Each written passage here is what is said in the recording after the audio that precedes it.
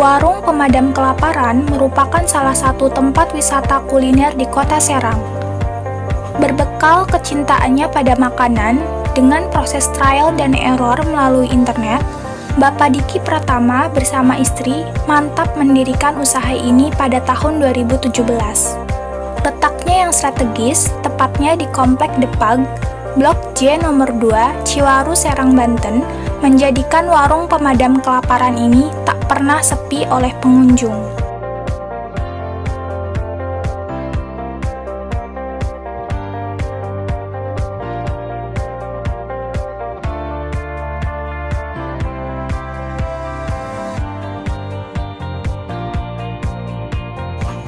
Sesuai namanya yang unik, pemadam kelaparan menyuguhkan nuansa damkar pada setiap sudut ruangnya.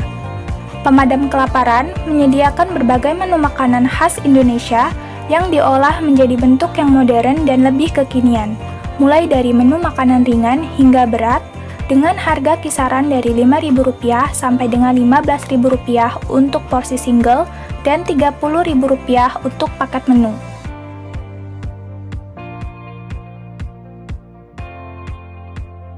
Adapun menu jempolan di tempat ini diantaranya durian goreng, kentang sosis jumbo, cilor mozzarella, banana split, sandwich es krim, dan masih banyak lagi.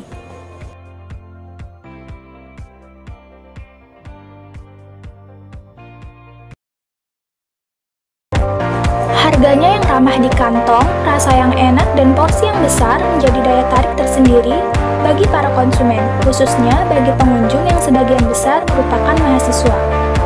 Berjalan 5 tahun sejak didirikannya, kini Warung Pemadam Kelaparan membuka cabang di daerah Ciracas, Kota Serang, dan mulai melebarkan sayapnya pada usaha gorengin, catering, dan juga food frozen.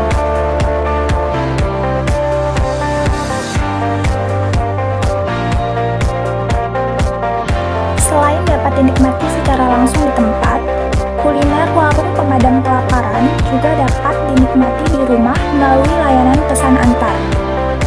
Bagi Anda yang ingin berkunjung pada hari normal, warung ini buka pukul 9 pagi sampai dengan pukul 9 malam waktu Indonesia Barat. Khusus di bulan Ramadan, warung ini baru akan dibuka pada pukul 4 sore dan tutup pada pukul 10 malam.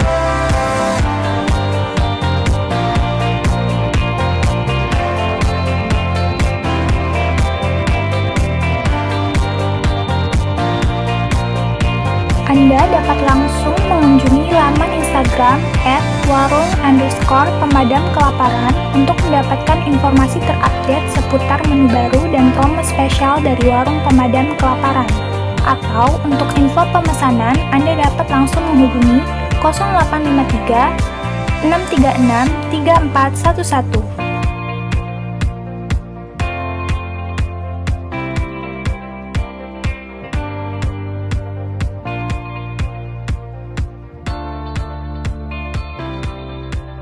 Mau bikin harimu jadi lebih menyenangkan? Yuk makan-makan hanya di Warung Pemadam Kelaparan.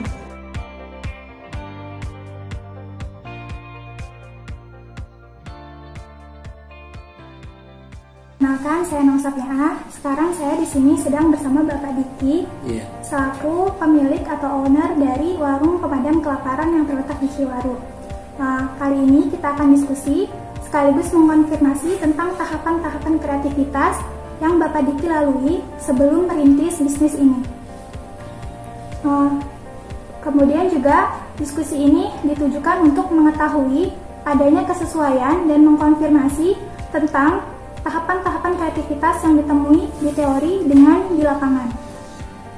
Baik Pak, boleh kita mulai saja diskusinya? Boleh. Sebelumnya, apakah Bapak ini merupakan pelopor bisnis atau penerus dari bisnis yang ada? Saya pelopor berarti ya, saya yang buka. Oh gitu ya. Boleh tahu sejak kapan dibukanya? Kalau bukanya itu dari 2017. Tanggal dan bulannya Pak? Tanggal 21 Mei 21 Mei 2017. Sekitaran 4 tahun ya Pak? Iya. Di sini Pak ada beberapa tahap kreativitas dalam teori. Salah satunya itu yang pertama ada tahap belajar namanya Pak. Untuk Bapak sendiri dalam merintis bisnis ini, apakah Bapak melewati tahapan pembelajaran? Misalnya seperti dari mulai ketertarikan Bapak terhadap bisnis kapan, terus Bapak mempelajari ilmu bisnis itu kapan dan dari mana, begitu juga dengan ilmu mengolah kuliner itu. Kalau ketertarikan pada kuliner itu memang kan saya mah hobi ya, hobi. Kalau saya kan kuliahnya di Bandung, jadi melihat dari Bandung ini kan kuliner ini bermacam-macam. Jadi untuk saya terapkan di Serang ini belum ada gitu. Makanya ya kepikiran saya ide untuk membuat usaha ya warung tempat makan ini gitu.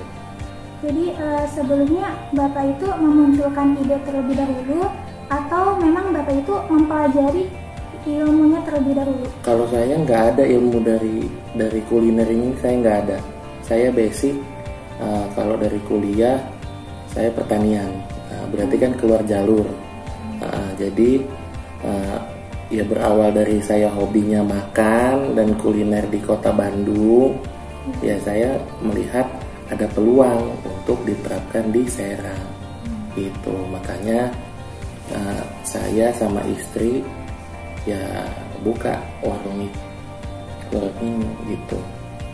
Jadi istri saya juga di Bandung. Untuk ilmu dalam pengolahan makanan itu apa Bapak sendiri yang mengolah atau Bapak hanya mengkonsep? Kalau saya sendiri. Jadi saya yang nulis resepnya. Setelah jadi kita beberapa kali percobaan dan saya juga yang nyicip. Enak kita keluarkan, kalau nggak enak ya kita coba lagi gitu. Kalau Bapak sendiri kemampuan memasak ini didapat dari mana Pak? Kalau saya bukan kemampuan memasak ya. Sekarang kan ya zaman udah canggih ya. Di Google juga bisa ngelihat resep masakan mau apa juga pasti ada. Ya sekarang istri saya pun hobi masak. Saya lihat resep di Google gitu. Ya kita terapkan. Udah gitu. Kalau misalkan cocok, ya kita jual gitu. Jadi Bapak belajarnya otodidak dari internet gitu ya? Belajar itu kan pasti Pak membutuhkan waktu ya Pak ya, nggak sekali langsung berhasil. Nah Bapak tuh kira-kira, ini nyambung sama proses latihan Pak. Jadi dengan Bapak belajar maka akan ada latihan untuk mencoba sampai Bapak benar-benar yakin kalau resep itu memang enak dan layak dinikmati masyarakat. Jadi berapa lama sih proses Bapak latihan ini sampai Bapak yakin kalau resep ini akan laku di pasaran? Kalau saya sih sama istri kenanya untuk preparing usaha warung ini sekitar ada 3 bulanan ya. Dari mulai nyiapkan logo sampai nyoba resep, nyari karyawan, ini 3 bulanan. Jadi sebelum dari Mei itu kita udah prepare. Begitu. Jadi didahului oleh ide, kemudian Bapak belajar menggunakan internet, melalui internet. Kita cari resep dari internet. Mana-mana yang kiranya cocok dengan pasar di sini. Udah gitu kita coba. Kita coba, ya nggak sekali jadi ya. Jadi berulang-ulang sampai ketemu resep yang pas, komposisinya pas, baru kita jadikan gitu. Seperti itu. Kalau logo sendiri, apakah kan sebelum usaha kita harus melakukan investigasi apa ya? Setelah mendapatkan ide, terus setelah mendapatkan ilmu pengetahuan di bidang itu, apakah Bapak melakukan investigasi ke lapangan untuk mencari tahu apa yang diminati masyarakat dan apa yang akan laku di pasaran? Kalau saya cari tahunya pengalaman sih ya, karena saya juga kan anak kuliahan. Kebetulan di sini ada kampus. Jadi kalau menurut saya di mana-mana pun anak kuliah seleranya sama. Mau di Bandung, mau di Serang. Jadi selera orang ini sama gitu. Jadi investigasi Bapak ini berdasarkan pengalaman pribadi semasa kuliah. Betul. Kemudian Pak, setelah investigasi, balik lagi seperti yang Bapak katakan tadi, Bapak melakukan sketsa, merancang bagaimana bisnis Bapak akan berjalan seperti apa, akan dikenal seperti apa, logo dan karakteristik bisnis Bapak akan dikenal seperti apa. Boleh Bapak ceritakan bagaimana sih rancangan awal dari pendirian bisnis ini?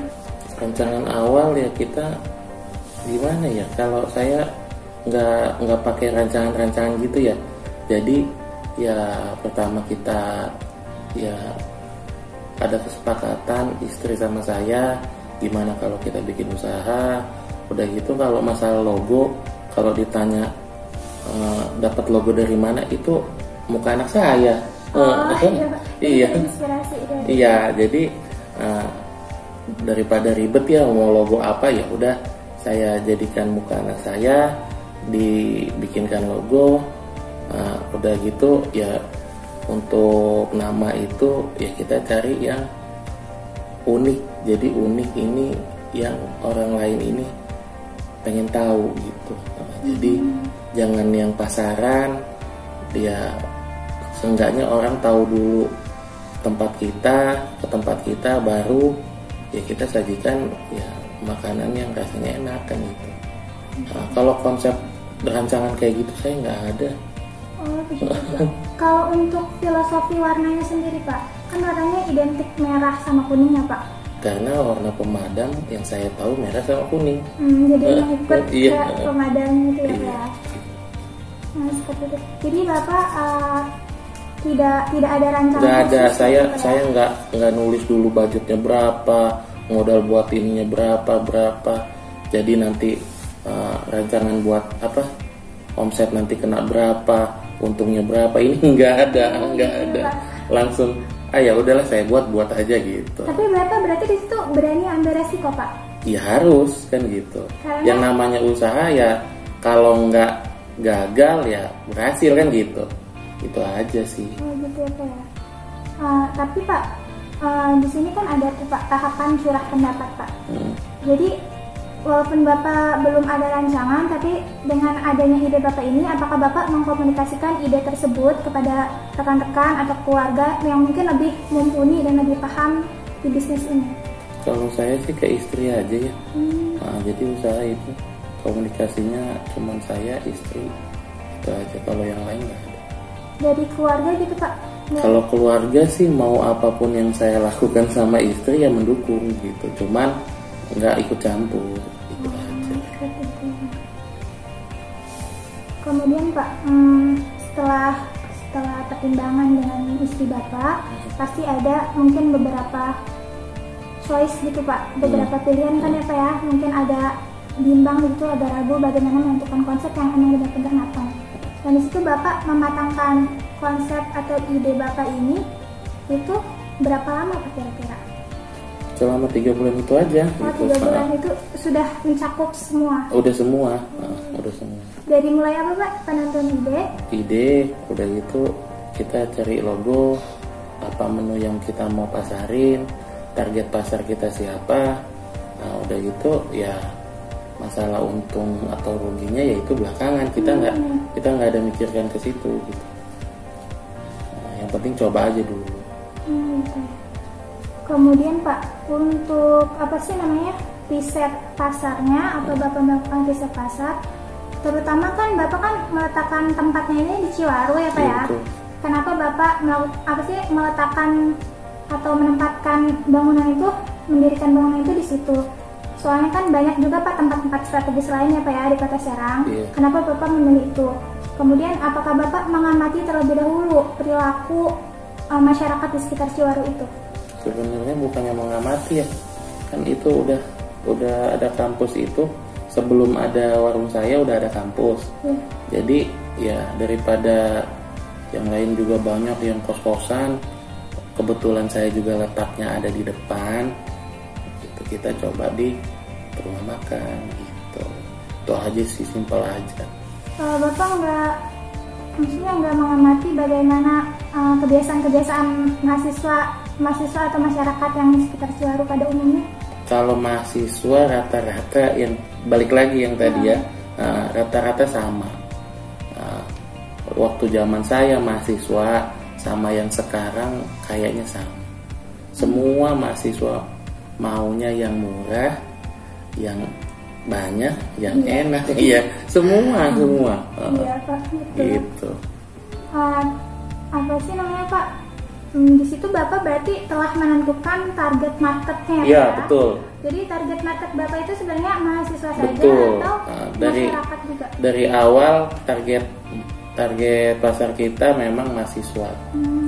Untuk kedepannya itu masyarakat juga tahu, ya alhamdulillah, itu kan ada rezekinya. Jadi ditargetkannya memang khusus kantong mahasiswa. Iya, betul. Kemudian Pak, selanjutnya ada yang namanya tahap verifikasi, Pak. Kalau menurut teori, jadi setelah melakukan tadi itu riset itu ada yang namanya tahap verifikasi, yaitu pengecekan kembali kesiapan bisnis, Pak. Apa Bapak melakukan verifikasi juga terhadap bisnis Bapak, mulai dari modal, konsep, terus tenaga kerjanya itu cukup atau enggak, gajinya berapa, dan didapat dari mana tenaga kerjanya itu? Oh iya, yang itu saya kalau setelah 3 bulan tadi itu baru saya hitung berapa saya keluarkan modal buat buka pertama, berapa gaji yang pas buat karyawan, udah gitu berapa orang karyawan di awal-awal, itu memang kita hitung. Boleh diceritakan, Pak, mungkin modalnya, terus kalau jumlah karyawan? Modal awal pertama berapa ya? Kayaknya 300-an deh. 300 juta. 300 juta. Iya. Iya, Pak, ya. Itu modal semua ya. Ngerombak itu kan tadinya garasi. Oh, begitu. Nah, saya rombak semua itu ya sekitar segitulah. Udah gitu pakai karyawan awal-awal pertama kali 2. Cuman kesini ya nambah 5, 8. Pernah karyawan saya sempat di 25. Cuman kena pandemi jadi 18 sekarang. Gitu. Karena dengan pandemi ini juga kan turun omset ya. Gitu. Untuk gaji karyawannya sendiri berapa, Pak? Atau Bapak sudah merencanakan kan, Pak, dari awal? Udah, kalau gaji range-nya aja ya, dari 2 juta sampai 3 juta per orang ya. Pak, selanjutnya apa Bapak melakukan penjadwalan tentang bisnis Bapak ini? Ibaratnya targeting tanggal sekian launching, tanggal sekian harus ini, tanggal sekian harus ini gitu, Pak. Apa Bapak awal-awal gitu. Jadi ya penjadwalan tanggal 21 Mei launching. Udah gitu di minggu pertama di bulan pertama kita promo, bulan kedua masuk ke sosial media yang kayak Info Era gitu. Ya bulan ketiga harusnya sudah dikenal sama masyarakat luas gitu.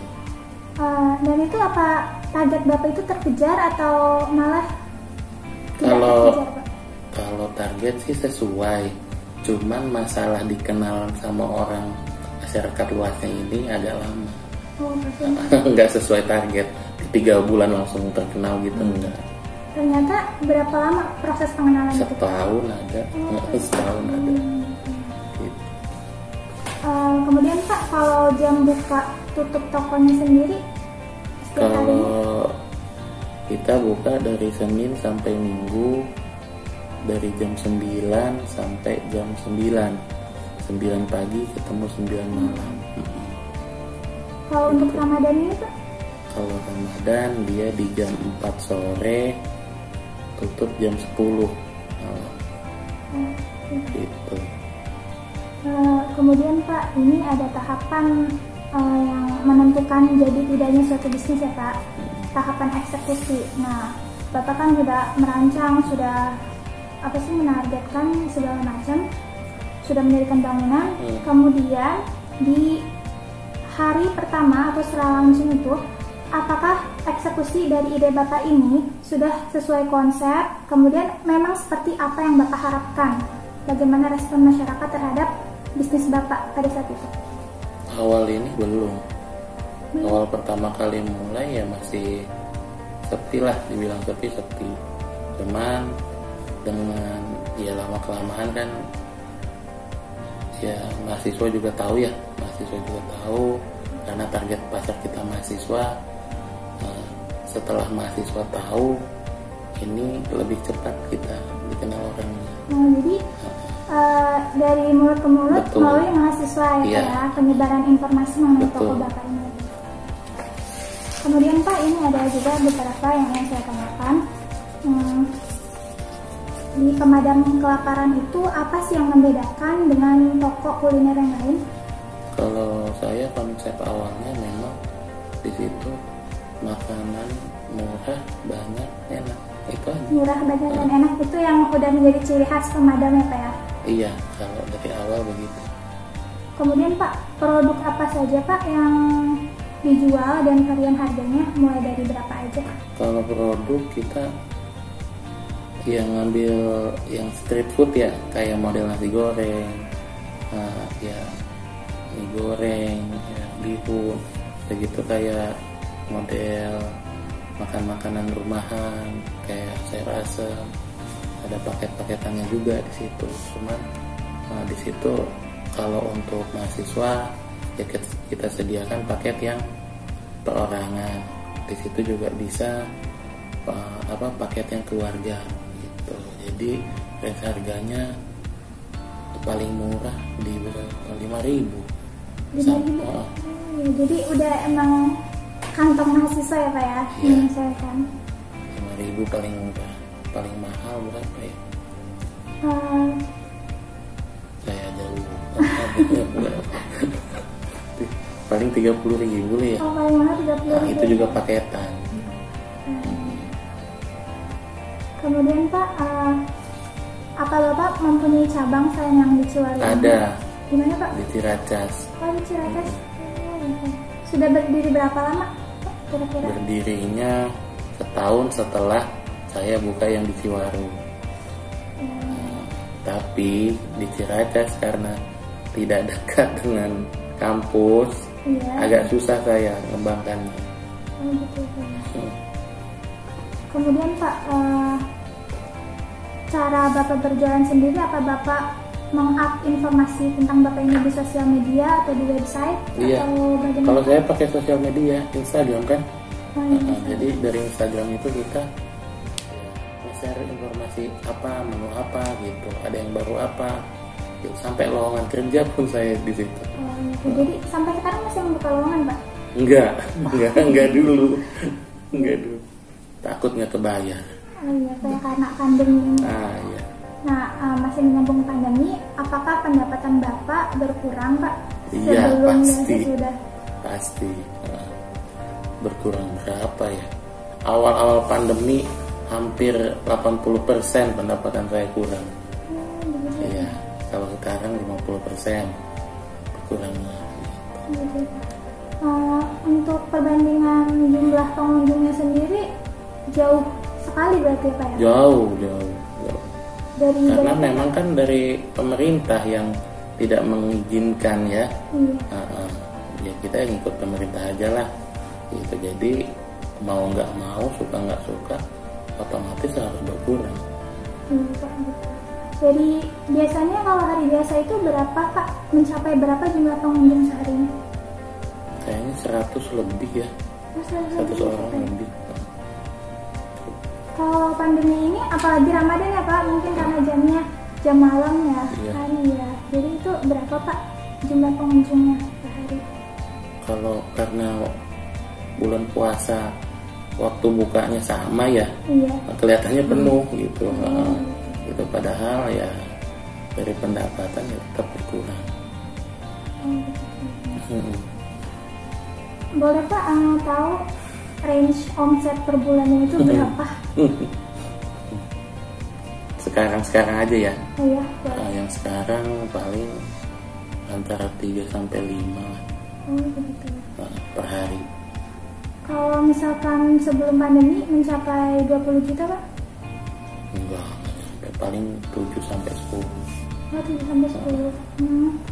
Kalau untuk saya lihat Pak di Instagram itu selain membuka wisata kuliner yang di dua toko itu Pak, Ciracas dan Ciwaru, Bapak juga membuka usaha catering ya Pak? Iya, saya ada catering dan ada frozen. Iya. Itu termasuk 7 juta itu termasuk ke penghasilan catering dan frozen itu? Enggak, di luar dari itu. Kalau keseluruhan dari bisnis Bapak ini kira-kira mencapai 20 juta? Sebenarnya kalau frozen dengan catering ini belum jalan gitu. Belum jalan dalam arti belum banyak kali peminatnya. Jadi untuk karyawan ya kita masih pakai yang karyawan di warung gitu. Jadi untuk operasional ya kita bebankan ke warung, omset tapi kita bisa gitu. Jadi di rata-rata 7-10 itu ya bisalah dimasukkan lah kalau kayak gitu. Itu sudah membayar karyawan Pak? Kan omset ini belum, masih kotor ya. Masih kotor. Masih kotor. Kemudian Pak,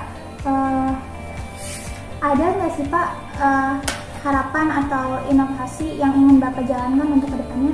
Karena kan sekarang ini pelaku usaha kreatif tuh makin banyak ya Pak ya. Terus ide-idenya juga makin aneh-aneh aja, kayak ibaratnya waffle yang bisa ngeluarin asap itu yang unik-unik kan. Anak muda mah ini apa ya, maksudnya langsung tertarik gitu Pak. Kalau Bapak sendiri ada nggak yang biar menarik minat kembali anak muda gitu biar? Kalau inovasi sih kita juga ada inovasi ya. Apa Pak? Baru-baru ini kan kita launching juga brand yang goreng ini tuh. Oh, goreng ini. Itu di mana Pak? Untuk sementara masih nginduk sama warung Ciracas. Goreng ini tuh seperti apa Pak bisnisnya? Ya saya sih konsepnya jual gorengan tapi besar gitu aja.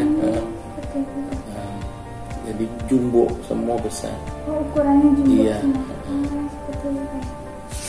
Kemudian Pak, apa sih namanya, dari yang pernah Bapak alami, hambatan apa sih Pak yang paling sulit untuk dilewati dalam menjalankan bisnis Bapak ini?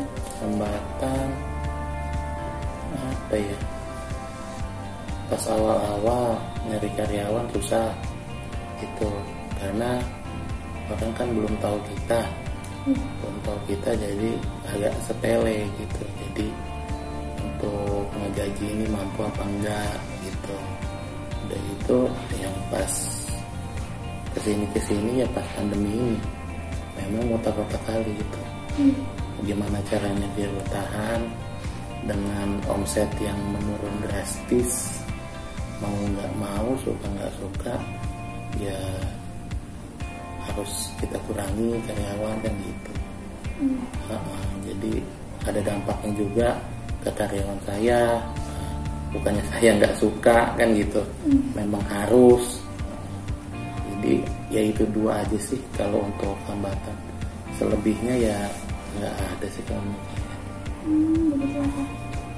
Jadi apa sih namanya, Bapak mencoba melakukan inovasi dan juga melakukan adaptasi lah Pak ya dengan pengurangan karyawan ini untuk tetap bertahan ya Pak di era pandemi ini. Makanya Pak, di apa sih namanya, di Ciracas atau Ciwaru sendiri kan pesaingnya banyak juga ya Pak ya. Gimana tuh Pak, maksudnya apa Bapak mengadakan kayak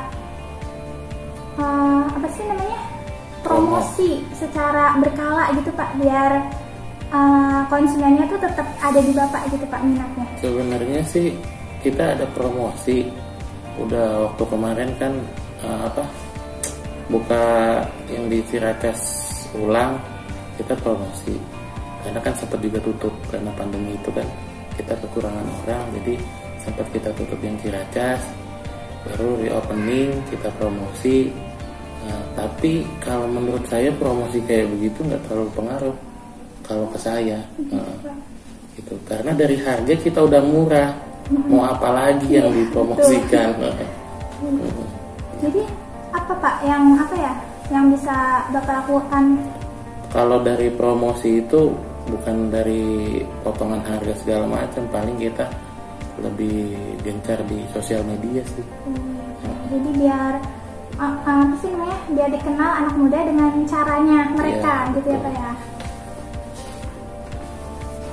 Nama Instagramnya apa ya Pak? Nama Instagram ini pemadam?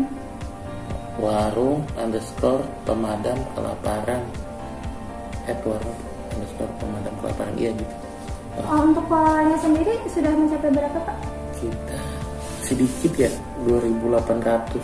2.000. Lumayan ya, angka yang cukup banyak itu Pak. Di mana ini? Di Kalau bandingin sama Info Serang kan nggak ada apa-apa. Iya sih Pak. Tapi menurut Bapak dengan jumlah follower yang sekian ribu itu dapat membantu meningkatkan informasi pengetahuan masyarakat? Menurut saya sih iya. Karena dengan kita nambah followers, otomatis brand kita ini dikenal dengan secara luas gitu.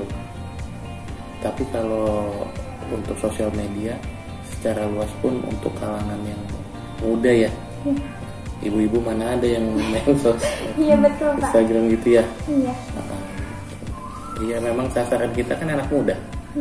Kalau ibu-ibunya nyangkut ikut makan ya silakan, ya kan? Untuk iklan komersial sendiri Bapak tidak pernah mencoba? Kalau iklan enggak ya, paling kita ke Banten TV pernah waktu itu diliput sama Banten TV, udah gitu di Radio Seranggawe pernah yang di Cicer situ. Pas kapan itu Pak? Itu udah lama, waktu awal-awal. Kalau di TV kita juga pernah sponsor acara Banten TV, TV lokal aja. Dan dengan adanya liputan dari TV dan siaran itu Pak, apa mempengaruhi terhadap konsumen Bapak? Berarti langsung membeludak atau? Enggak juga membeludak, tapi memang berpengaruh. Tapi enggak yang langsung dibawa penuh gitu, enggak. Iya Pak. Ya lebay banget gitu sih, slow aja. Kemudian Pak, menurut Bapak hal yang terpenting dari prinsip kreativitas yang harus dipegang dalam melakukan suatu bisnis, menjalankan suatu bisnis agar tetap bertahan gitu Pak, seperti ini pandemi ya, Bapak tetap bertahan, itu apa sih Pak prinsip yang memang benar-benar harus dipegang sama pengusaha-pengusaha di luar sana agar bisa tetap bertahan? Ya kalau kita udah memulai usaha, ya suka nggak suka dalam keadaan apapun memang harus kita pertahankan gitu.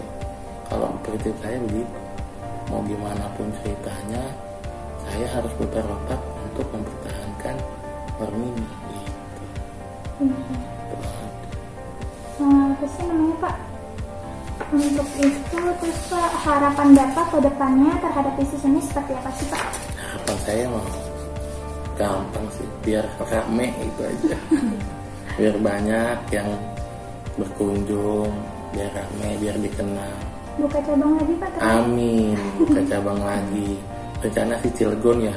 Di Cilegon. Serang udah banyak ya. Iya. Kuenya udah kebagi-bagi, udah banyak banget. Cilegon itu sasarannya apa? Akan menyasar kampus lagi kah atau bagaimana Pak? Kalau Cilegon belum tahu ya.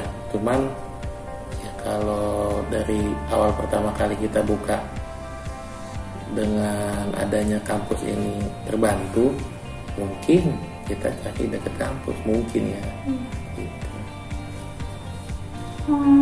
Baik Pak ya, terima kasih telah berbagi informasi mengenai tahapan-tahapan kreativitas ya Pak ya. Semoga apa yang Bapak bagi terhadap kita ini dapat menjadi wawasan bagi teman-teman mahasiswa dan pengusaha lainnya.